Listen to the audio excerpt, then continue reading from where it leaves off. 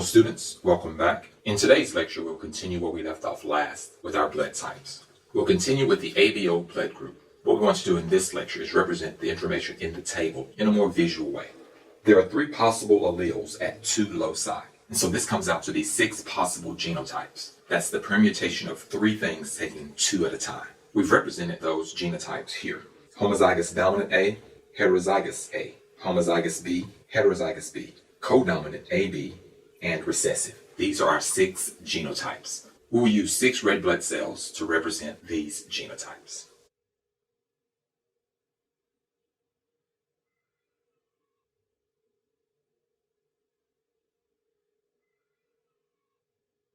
Shown here are 6 possible permutations of blood cells from the 6 possible genotypes. Here both alleles contribute the A antigen. Here only one of the alleles contributes an A antigen. Both of these represent the A phenotype. Here both alleles contribute the B antigen, and here only one of the alleles contributes the B antigen. Both of these represent the B phenotype. Here one allele contributes the A antigen and the other allele contributes the B antigen. These are codominant, and so this would be the AB phenotype. And lastly, neither allele contributes an antigen, and so here we would have the recessive phenotype or the O phenotype. Let's represent the alleles here.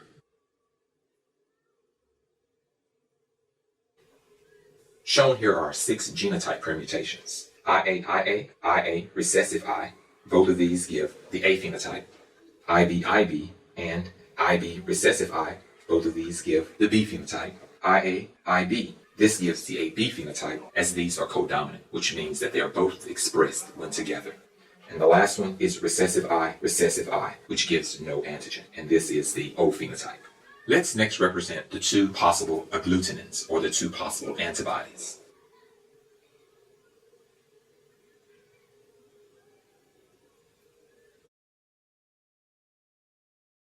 With our 6 different red blood cells and our 2 antibodies, we will now be able to represent all 4 phenotypes.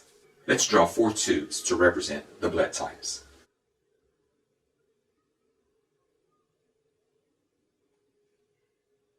In the respective tubes, we'll have type A, type B, type AB, and type O. Each tube represents a blood type. The A phenotype can result from 2 genotypes, the homozygous A genotype and the heterozygous A genotype.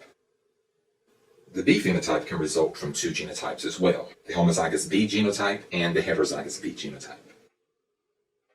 The AB phenotype results from the codominance of A and B.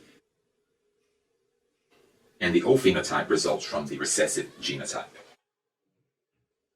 The same information is represented in the table. For type A, we have the homozygous and the heterozygous A. For type B, we have the homozygous and the heterozygous B, both shown here. For type AB, we have the codominant genotype, shown here. And for type O, we have the recessive genotype, shown here. Antibodies are found in the plasma, which do not interact with the antigen. So for our A phenotype, we would have the anti-B antibodies, or the anti-B agglutinins. For the B phenotype, we would have the anti-A agglutinins.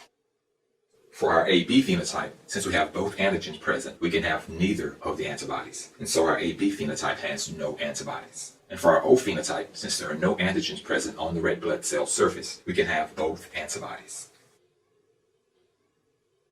Now we've represented all the information that's shown in the table in the tubes below. Let's next show what happens when there is incompatibility, when a person of an incompatible blood type tries to donate blood to another individual. In our example, let's use the type A individual as the recipient and the type B individual as the donor. The items of interest here will be the anti-B antibodies of the A individual and the red blood cells of the donor individual.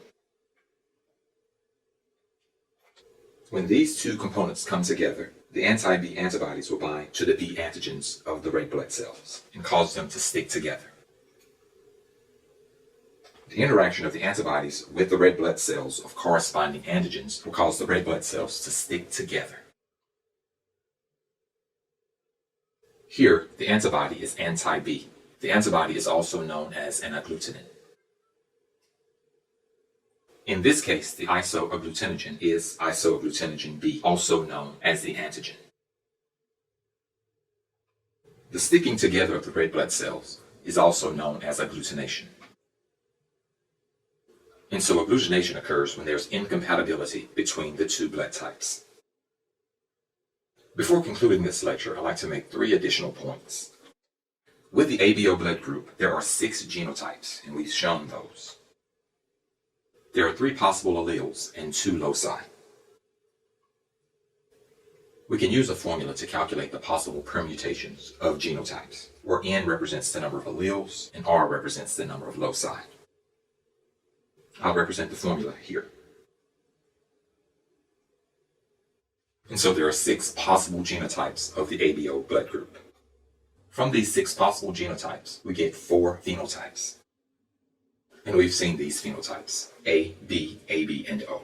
And lastly, the A allele and the B allele are codominant, which means that they are both expressed when together.